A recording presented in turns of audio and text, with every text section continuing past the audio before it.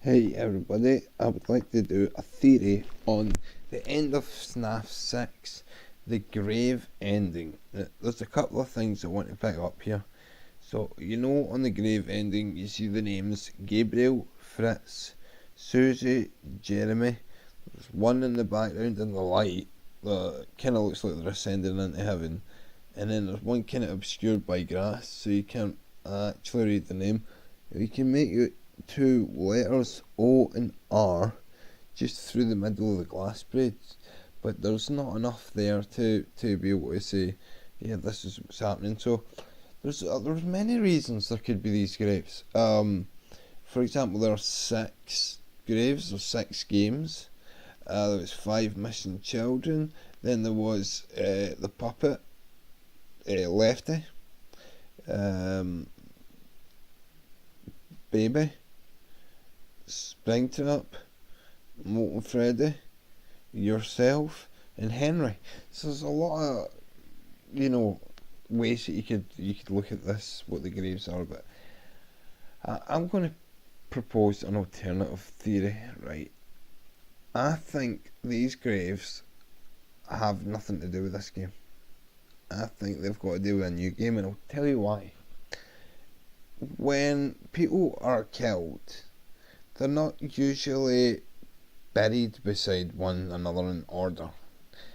When people are killed, they're given a funeral and they're lowered into the ground, and if somebody else was killed, even at the exact same room and at the exact same time, they're going to be buried in a cemetery somewhere else. They ain't going to be buried together unless they're the bestest of best friends and had created some kind of organisational dependency on one another. I cannot see how all the graves of all the victims would be buried together. So if the child had died, whether it be boy or a girl, because there are boys' names and girls' names, Gabriel could be a boy or a girl's name.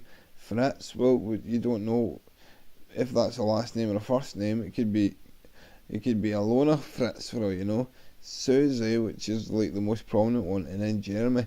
And obviously people are saying Germany and Fritz's and Germany Fitzgerald, but it doesn't make sense, because even if all the children were murdered in the same room by the same guy, and if there was no bodies to bury, that they just put ones into the empty coffins into the ground, there is no way they'd be buried together. And on top of that, even if their bodies had been found, there's no way that they'd be buried together.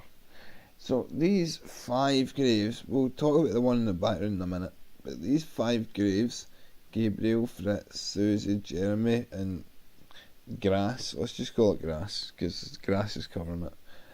These 5 graves are all buried together, which signifies a family.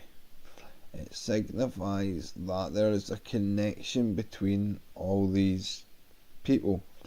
If it's not the missing children, or if it's not Molten Freddy and so on, then who's this family?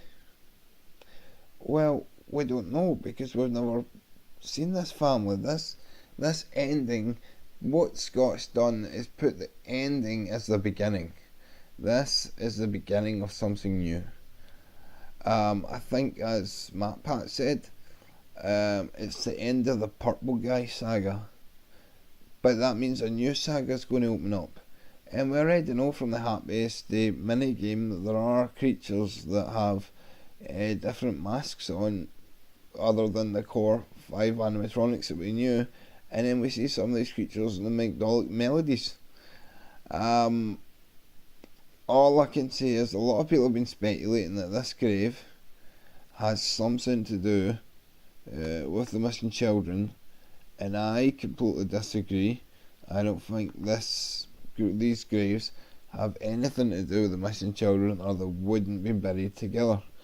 Now the grave in the back, that one is a bit more confusing, because it seems to shine light on it, like it's the sun is coming and it's heading towards all the graves. I think there is a possibility that is the grave of the little girl that possessed the puppet, and she still has the ability to bring things to life.